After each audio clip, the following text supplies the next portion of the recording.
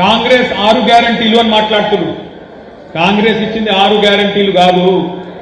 కాంగ్రెస్ మొత్తం ఇచ్చింది వాళ్ళ వాళ్ళ మేనిఫెస్టోలో, వాళ్ళ ఎస్సీ డిక్లరేషన్లో, ఎస్టీ డిక్లరేషన్లో, బీసీ డిక్లరేషన్లో, మైనారిటీ డిక్లరేషన్లో, యూత్ డిక్లరేషన్లో, మహిళా డిక్లరేషన్లో, రైతు డిక్లరేషన్లో అన్ని కలిపితే నేను వెట్టలే తమ్మి నాకేం వాళ్ళను కించపరిచే ఉద్దేశం లేదు.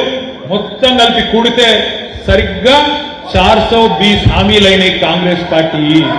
సరిగ్గా 420. అది 420 హామీలు కాంగ్రెస్ పార్టీ ఇచ్చిన హామీలు.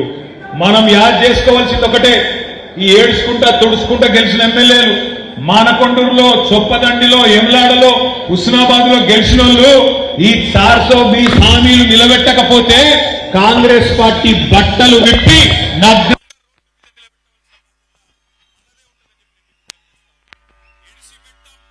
ఇడిచిపెట్టాం. ఎట్టి పరిస్థితుల్లో ఇడిచిపెట్టాం. పెద్ద పెద్ద మాటలు చెప్పారు కదా. 2 లక్షల రుణమాఫీ డిసెంబర్ 9 చేస్తా. అక్కా నువ్వు బిల్లు కట్టకు, సోనియమ్మ కడుతుంది జనవరి నుంచి అన్నాడు.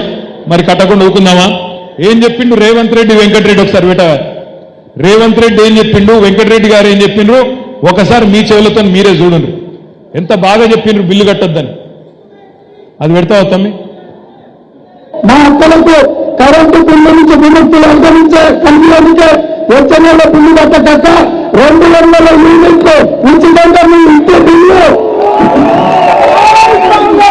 మీ ఇంటి కరెంటు బిల్లు సోనియాల కట్టం 200 యూనిట్ల వరకు వచ్చే నెల ఎవరి పేదలు మీ బస్తీలలో కరెంటు బిల్లు కట్టాల్సిన పని లేదు. ప్రతి పేదవాడి ఇంటికి ప్రతి నెల 200 యూనిట్లు ఉచితంగా కరెంటు మీకు ఇచ్చేటట్టు వచ్చే నెల మా అక్కలకు, మా పెద్దమ్మలు అందరికీ నేను చెప్తున్నా, వచ్చే నెల నుంచి ఇంటి కరెంటు బిల్లు కట్టాల్సిన పని లేదు. మీ కరెంటు బిల్లు కాంగ్రెస్ పార్టీ కట్టదు. 100 రూపాయలు కూడా కరెంటు అంటే మీకు కట్టాల్సిన పనే లేదు. టీవీ పెట్టుకోవచ్చు, ఫ్యాన్ వేసుకోవచ్చు, మంచిగా బాగా కరెంటు బిల్లు లేకుండా మీరు గృహలక్ష్మి పథకం కింద మీకు కరెంటు బిల్లు వస్తుంది. పేదవాడి నెలకు 200 యూనిట్ల వరకు ఈ నెల కూడా నవంబర్ బిల్లు కట్టకండి. వచ్చే నెల ఫస్ట్ బిల్లు వస్తుంది. 7వ తారీఖు రిజల్ట్ వస్తుంది. 9,000 అయినా సరే 400 బిల్లు, ఈ నవంబర్ బిల్లు ఎవరు కట్టొచ్చు, ఎవరు వస్తే వెంకటరెడ్డి గారు చెప్పండి కట్టొచ్చని చెప్పి మీరు బాగా అర్థం చెప్పండి. ఈ నెల బిల్లు కూడా రద్దు చేస్తున్నాను. ఎవరన్నా వచ్చి బిల్లు అడిగితే వెంకటరెడ్డి చెప్పిండు కట్టద్దని చెప్పుర్రి అని మంత్రి గారు చెప్పిండు. ఇంకొక ఆయననేమో రేవంత్ రెడ్డి గారేమో సోనియమ్మ కడుతుంది అని చెప్పిండు. అందుకే నేను అన్నా, నేను నా సొంత కవిత్వం కాదు, నాకేం అక్కస్ లేదు. మీరే చెప్తారు కదా నవంబర్ బిల్లు, డిసెంబర్ బిల్లు కట్టకండి, మేమే కడతామని సోనియా గాంధీ కడుతుందని ఒక ఆయన అన్నాడు. వెంకటరెడ్డి వద్దన్నాడు అని చెప్పమని ఇంకొక ఆయన చెప్పిండు. అందుకే నేను మీకు అందరికి విజ్ఞప్తి చేసేది, సోషల్ మీడియాతో పవర్ ఏంటంటే, ఇవాళ ఈ మాధ్యమాలు వచ్చినాక మీ పవర్ ఏంది అంటే, ఇక్కడ కూర్చున్నది 1750 మంది, కానీ మీ పవర్ ఏంది అంటే ఒక్కొక్కరు 1000-2000 ఓట్లు ఇన్ఫ్లుయెన్స్ చేసే శక్తి ఉన్న ఈ రూమ్లో ఉన్నారు మీరు. అంటే ఈ మాట ఎందుకు చెప్తున్నా అంటే, 1969లో తెలంగాణ మొదటి దశ ఉద్యమం జరిగిన నాడు, ఆనాడు ఊర్లలో పేపర్లు లేవు. ఇవాళ పేపర్ రేపు లేదా ఎల్లుండి వచ్చేది, బస్సు ఎప్పుడు వస్తే అప్పుడు వచ్చేది. ఒక్క ఆల్ ఇండియా రేడియో ఉంటుండే, అది కూడా గవర్నమెంట్ కంట్రోల్లో ఉండే రేడియో. వానికి బుద్ధి పుడితే వారు తెయ్యాలి, లేకపోతే యేసుడు లేదు.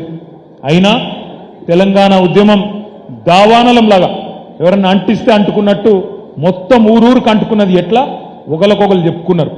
ఒకరికొకరు చెవులలో చెప్పుకొని, బిడ్డ తెలంగాణ వస్తేనే మనకు న్యాయం అవుతుంది, మనకు లాభం జరుగుతుంది, మనకు మరి తెలంగాణ వస్తేనే ఇన్సాఫ్ దొరుకుతుంది అని ఆనాడు ఒకరికొకరు చెప్పుకొని, ఏ మీడియా లేదు, ఎలక్ట్రానిక్ మీడియా లేదు, ప్రింట్ మీడియా లేదు, సోషల్ మీడియా లేని రోజుల్లో కూడా ఉద్యమాన్ని ఆ రోజు ఇంటింటికి అంటించారు, ఒక దీపంతో ఇంకో దీపాన్ని వెలిగించినట్టు. ఆ తర్వాత మెల్లగా పేపర్లు పెరిగినాయి. తర్వాత ఎలక్ట్రానిక్ మీడియా వచ్చింది, 24 గంటలు చూపెట్టే టీవీలు వచ్చినాయి. కానీ ఇవాళ వాటన్నిటిని తలదన్నేది సోషల్ మీడియా. ఇంతకుముందు వినోదన్న చెప్పిండు, ఆ 5 అస్త్రాలు యూట్యూబ్, ఇన్స్టాగ్రామ్, ట్విట్టర్, వాట్సాప్, అదేవిధంగా ఫేస్బుక్, ఈ 5 అస్త్రాలతోనే వీటిని పదునుగా వాడి ఉన్నది లేనట్టు లేనిది ఉన్నట్టు చేసి పెద్దలు చెప్తారు నిజం కడప దాటే లోపల అబద్ధం ఊరంతా తిరిగి వస్తుందని చెప్తారు. ఒక్క అబద్ధాన్ని 100 సార్లు చెప్తే నిజమైతుంది అంటారు. ఒక్క అబద్ధం 100 అబద్ధాలు చెప్పైనా లగ్గం చేయాలి అంటారు. గదన్నీ నమ్ముకొనే మోడీ గారు ప్రధానమంత్రి అయిండు, రేవంత్ రెడ్డి గారు ముఖ్యమంత్రి అయిండు. ఎట్లనా మీరు చూడండి వాళ్ళ హామీలు వాళ్ళ మాటలు. నిజంగా చెప్పాలంటే పాపం కాంగ్రెస్ వాళ్ళు కూడా కలలు కూడా అనుకోలే. అందుకే వాళ్ళ అధికారంలోకి వస్తాము ఇవన్నీ నిలబెట్టుకోవాల్సి వస్తుంది అని వాళ్ళు కూడా అనుకోలే.